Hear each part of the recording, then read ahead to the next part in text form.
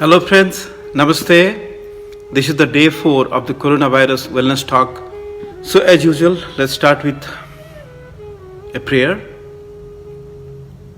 It's a prayer that will mean, may the universe protect us all, may the universe nourish us all, may this practice of workshop be fruitful and enlightening.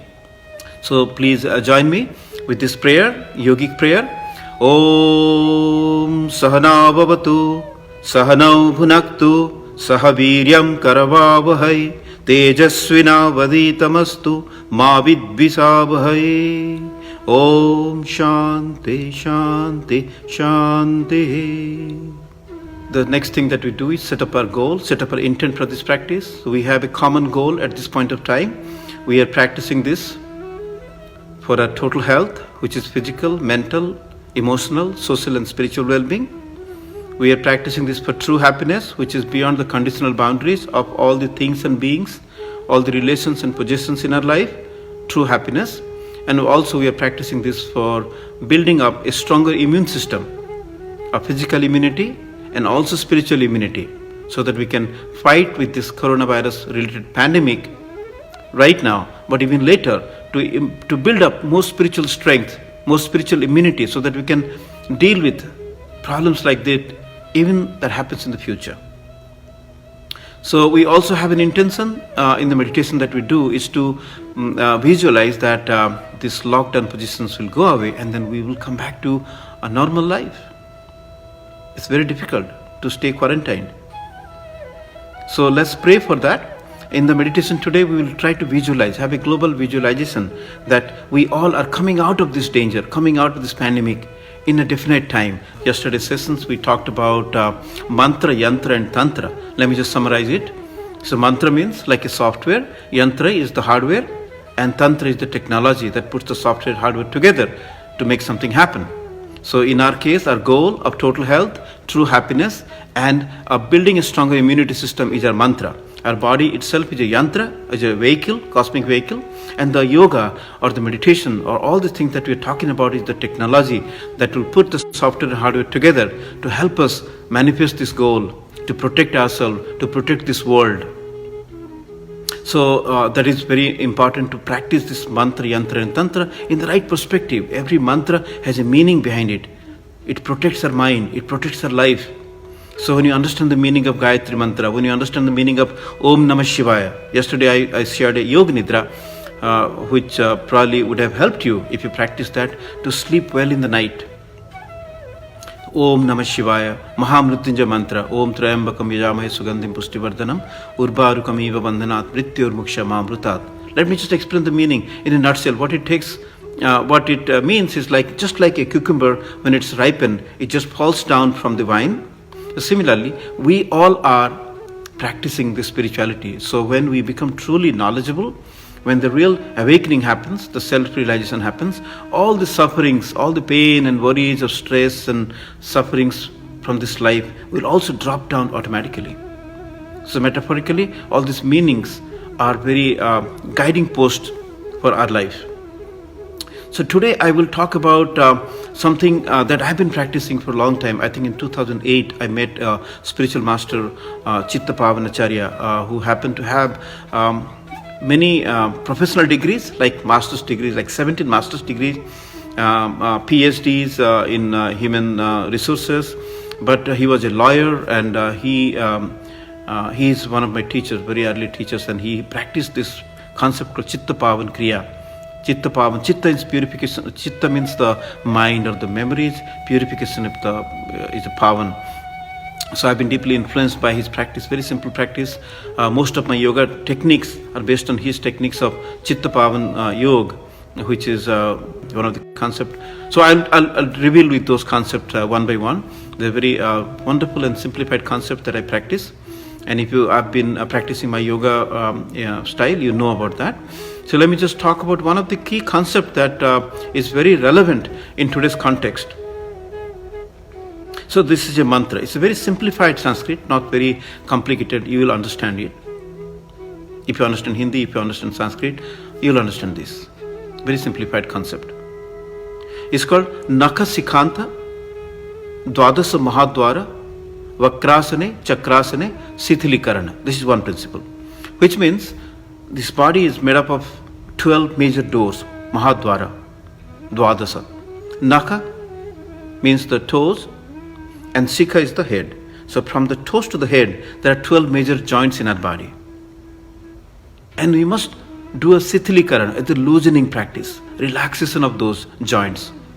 And there are two techniques that you can do. Vakrasane, that means forward bending, backward bending. Vakrasane. And Chakrasane is clockwise and counterclockwise.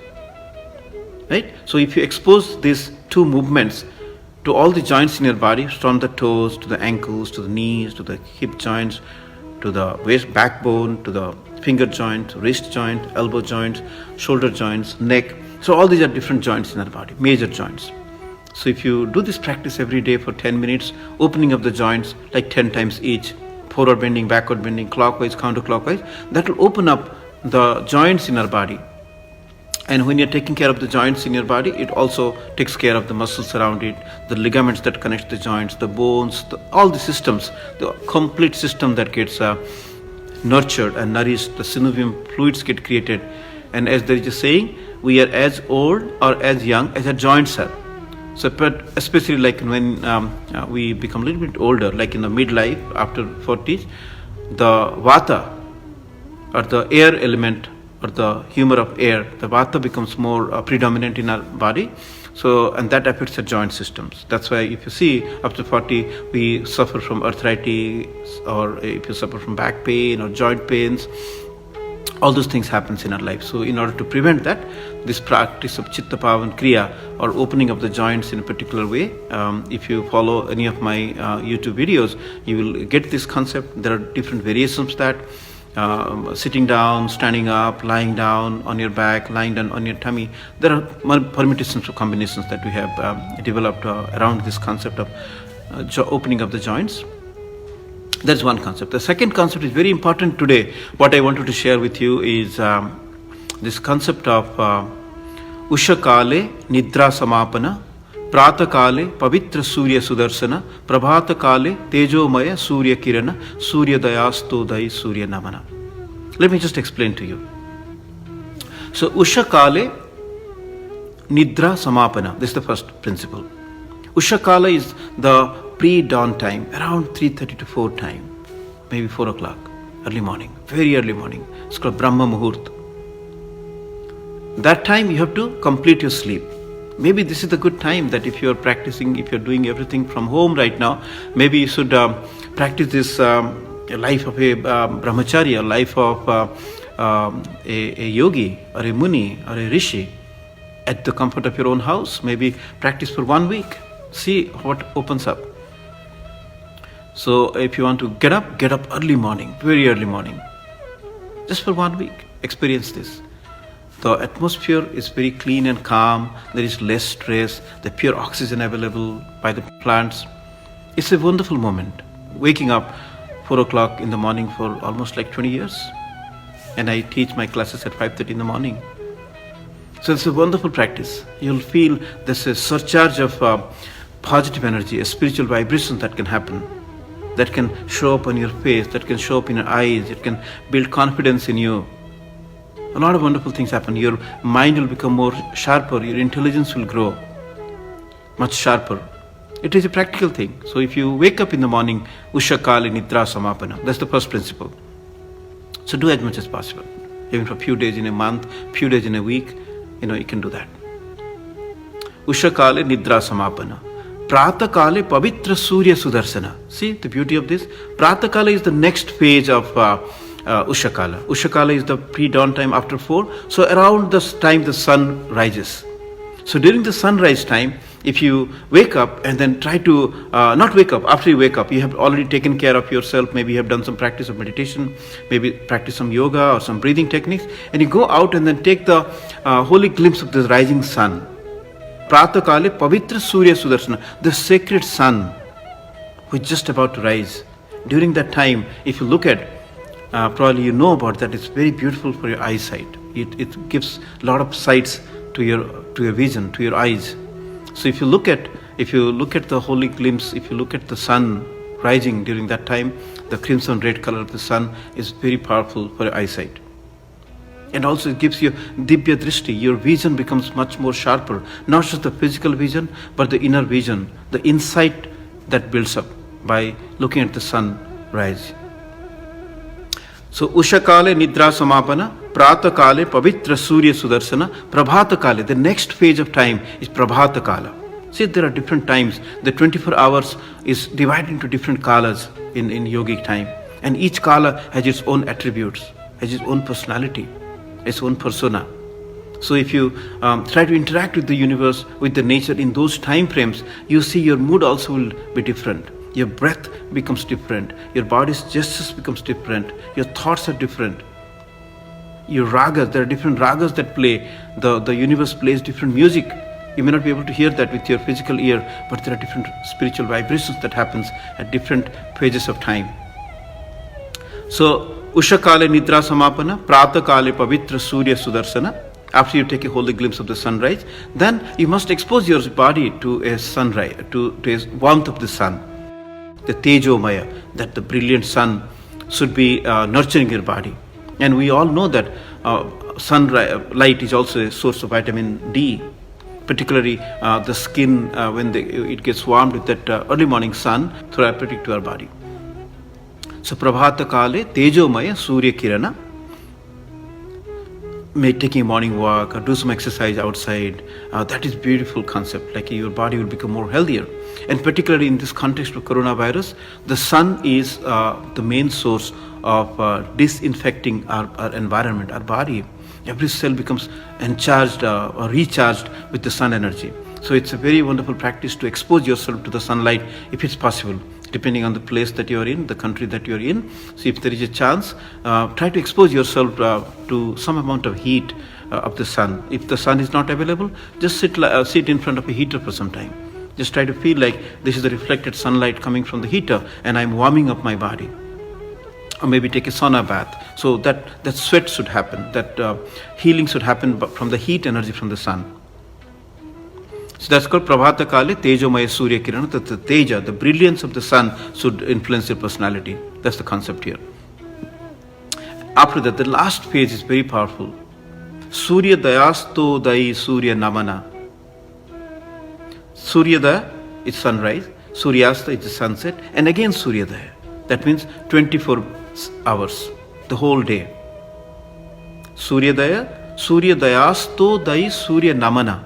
Surya Namana is just a concept of not just worshipping the sun, but being in that realm of mindfulness, being the realm of breath awareness. Because every time you breathe in and out, your body is generating 400 different chemicals in your body. If you look at the researches done by Stanford University, Dr. Bruce Lipton, he talks about every cell in our body is like a battery, and which is the concept of Chitta Pavan. I heard it from my spiritual teacher a long time ago. The recharging of this cell of the battery of our life happens because of the reflection of the sunlight. Sunlight is not just the pure sunlight that you see. The light is reflected everywhere. Even though the sun is not there in the night, we all know that sun exists in the sky. Just because the earth's positioning, we might not be able to see the sun, but at the same time, in the other part of the globe, the sun is still there. The sun is always there.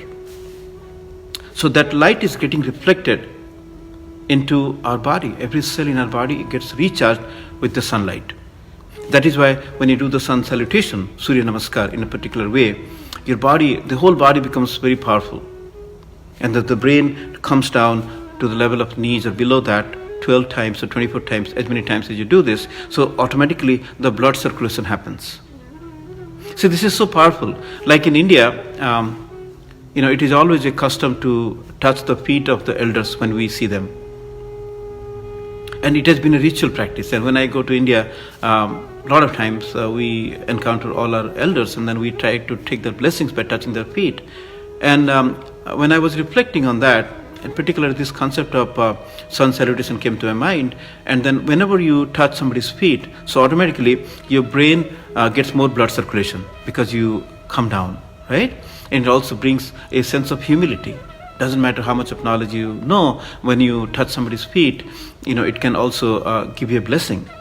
But more than that, even the big toes of our body also has a spiritual point. Particularly if you look at many spiritual traditions, people take initiation by touching the feet of the gurus.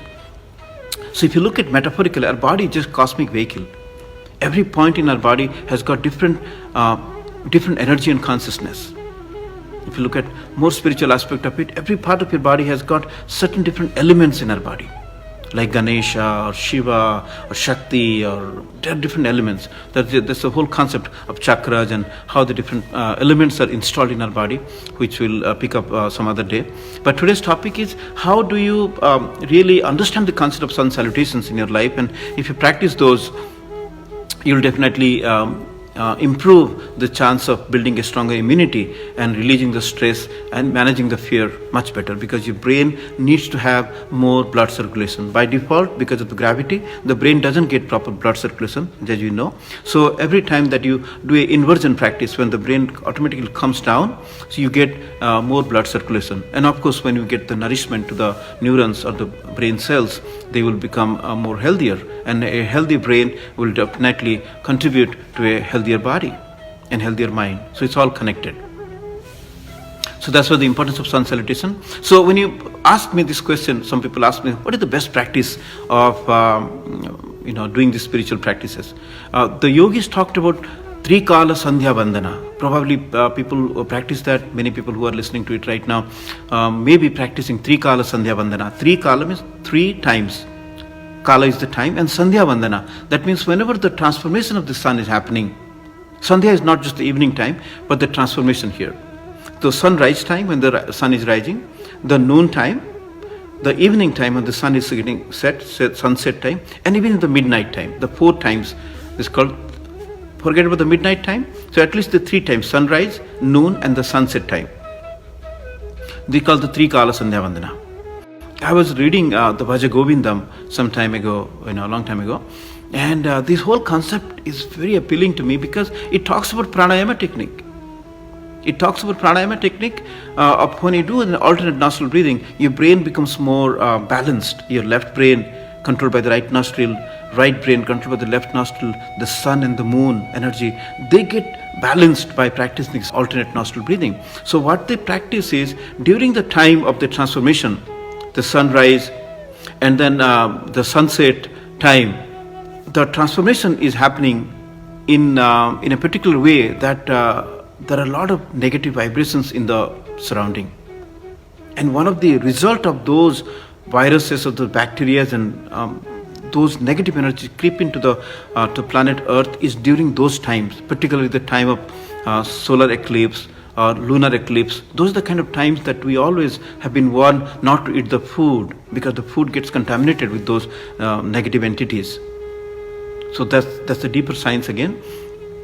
But during this time of transformation, when the sun, moon and the earth's position happens in a particular way, so it adds up to the ultraviolet rays of the sun. So it is, our body is more susceptible to receive the negative side effect, so to say, or we are more susceptible to diseases during this transitional time. So during this time, if you practice this concept of alternate nostril breathing or deeper breathing practice or sun salutations routines, your body can eliminate the chance of getting sick. It's like if you are running on a road, and if the road is slippery because of some oil seepage has happened, naturally you'll fall down, right? But if somebody has gracefully put an orange cone and put wet surface, be careful, obviously you'll become careful and you will not fall down. Likewise, so when you take some positive measures to practice some yogic asanas or yoga practice of pranayama techniques or meditation, whatever spirituality that you practice during this transition time, sunrise, noon and sunset, and of course the midnight also. So during those times, if you practice these concepts, your body, your mind, your spirit becomes much more protected. Let's put it that way, right? So the spiritual protection, the physical protection, the vital protection, the aura gets formed during this time. So when you practice this concept during these times, you are protecting your body more than otherwise. That's the concept of sun salutations and three kala sandhya vandana. And particularly somebody asked a question, Trupti asked a question like, what should you do at home during this time of how to stay positive, basically. So when you practice positivity, of course you are nurturing your mind more. Not just the physical quarantine, but we have to learn how to quarantine our mind from the social media, because the mind is not well equipped to handle all these thoughts and all these different news at a given point of time. So we must take some time to quarantine our mind, not to contemplate on the negative sides of the stories that's happening. Everywhere in the whole world there are so many things happening, but if we try to process all those things, naturally our mind will be very fear-stricken. So in order to combat that, the antidote of this is contemplating on positivity, being grateful about things that's happening. Like we are at home, not a big deal. We have worked all our life. So this is the time that nature has given us, a time to spend time with our loved ones, play with your children, spending time with your spouses, spend time with your parents and talk to them if they're not physically present with you. There's so many things that we can do at this time to nurture positivity. And don't try to become so obsessed about positivity also. One of the concepts of meditation is to calm down the mind.